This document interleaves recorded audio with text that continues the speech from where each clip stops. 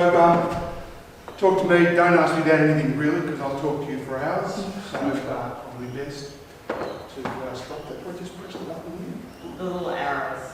Okay, so how too much PD ended my teaching career, so that's what I'm talking about, because I think I tweeted about that once, and Steve's been hassling me to talk about that for a long time.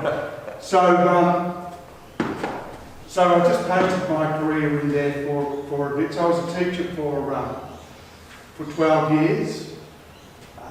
Then I worked on PESA at ACR for about 5. Then I was a public service, so he would know EduPay. So I was HR manager when EduPay was being rolled out. And there was a lot of corruption at the time and that sort of stuff. So I've got stories there. And then now I'm doing I finished a PhD. So just to reflect on all that practice. So that's all that there. I've got 2 red dots there to sort of, when I revisited this slide, I thought, what do those 2 red dots mean? But just a bit of serendipity. So the first red dot, so I used to teach here first at Flemington, when the Kennett government came in, Flemington High School, Kennett government closed that down. Then I worked in Preston. And when the Kennett government came in, there was a lot of political activity. We were on snap strikes and going off and protesting and that sort of stuff. Now, and a third of our school was what was called NXS in those days. I'm not too sure if you still have NXS.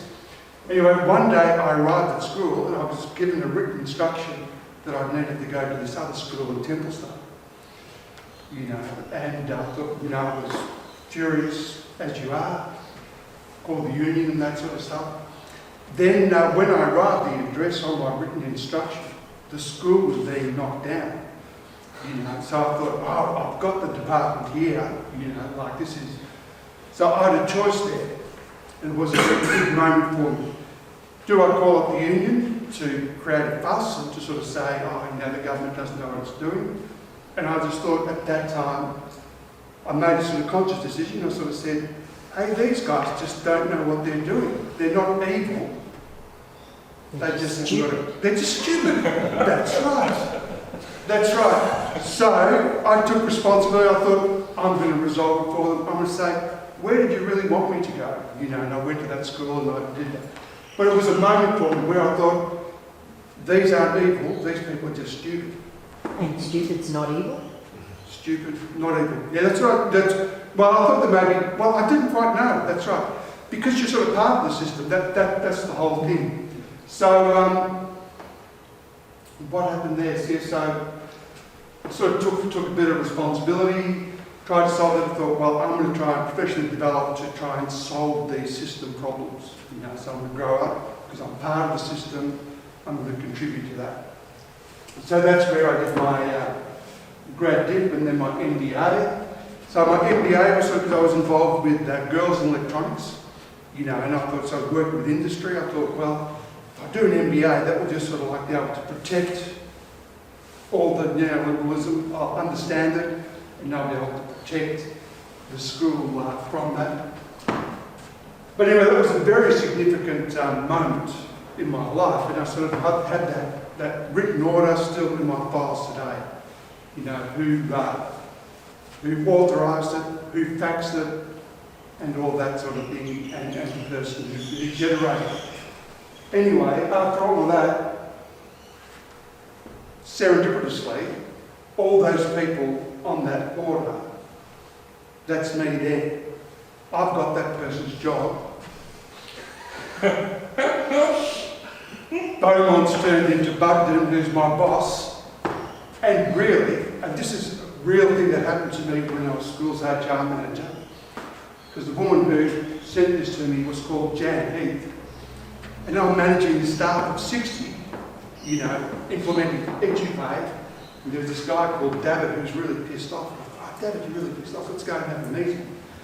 And then he sort of said, ever since that Jan Heath, so David was telling me, ever since that Jan Heath shafted me there, so he's still been there for all that time, this guy, and Jan Heath shafted me here as well, and in the meantime I'm done with this professional development. So it was a very bizarre moment.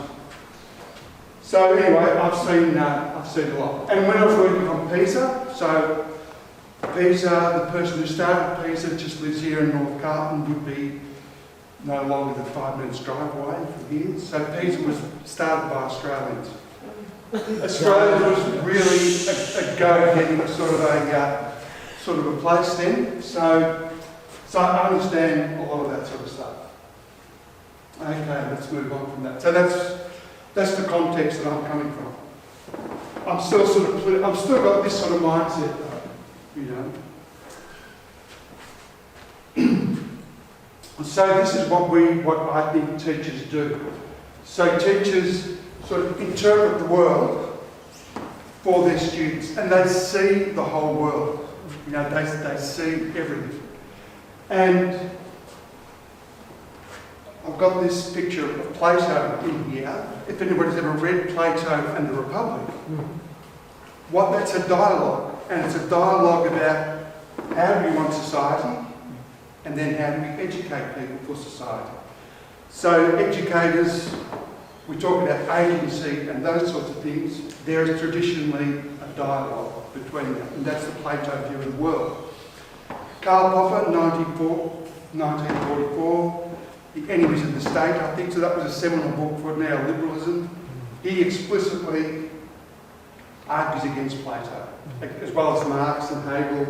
So that creates this disconnect between teachers and the state. So that's what neoliberalism is all about, and I can talk to you about why and when that's happening. So when we're talking with teachers, and so this is more what I see on Twitter. You know, teachers see the system as this single entity. You know, so it's like, the system's always neoliberalism, blah blah blah. So and they get very annoyed with the system. But the system is actually very complicated. So there's pressure groups, there's big consultancy firms, and this is my big beef with a lot of academia. A lot of people that sort of say, the system should do this, the system should do that. What happens is the government feels that they're not getting the solutions from academia, so they'll go to big business to provide the solutions. So I'm a bit into that, but it's a very complicated space, and most of the leadership we see now is just sort of basically, it's not doing anything, just sort of saying somebody else should do something. Somebody else should do something. Now, getting back to the question about PD, what you do with your PD, teachers can get lost. And in fact, I'm probably still lost. You know, I'm enjoying life. Not getting paid much, but you can get lost. So you sort of, when you grow and you want to leave the system, you're suddenly faced with all of this. You know, and where do you go? You get appropriated, you get pushed, and all that sort of stuff. Beautiful. And the system, especially, so we talk about hacking, and there's a whole range. So, in my mind, there's about 4 or 5 big groups of power players, you know, around us. All they see is they see the teacher, they see the school and teaching for money, you know. And I've been in meeting rooms with these people, you know, and they're very powerful people to be in a room with. And so they're always looking for teachers for legitimacy, in some ways, to legitimate their product. Some of those things, like the what's the one you were talking about? Educana. Some of them are sort of set up with good motivations and those sorts of things. But because the governments aren't mediating anymore, it's all about commercial business.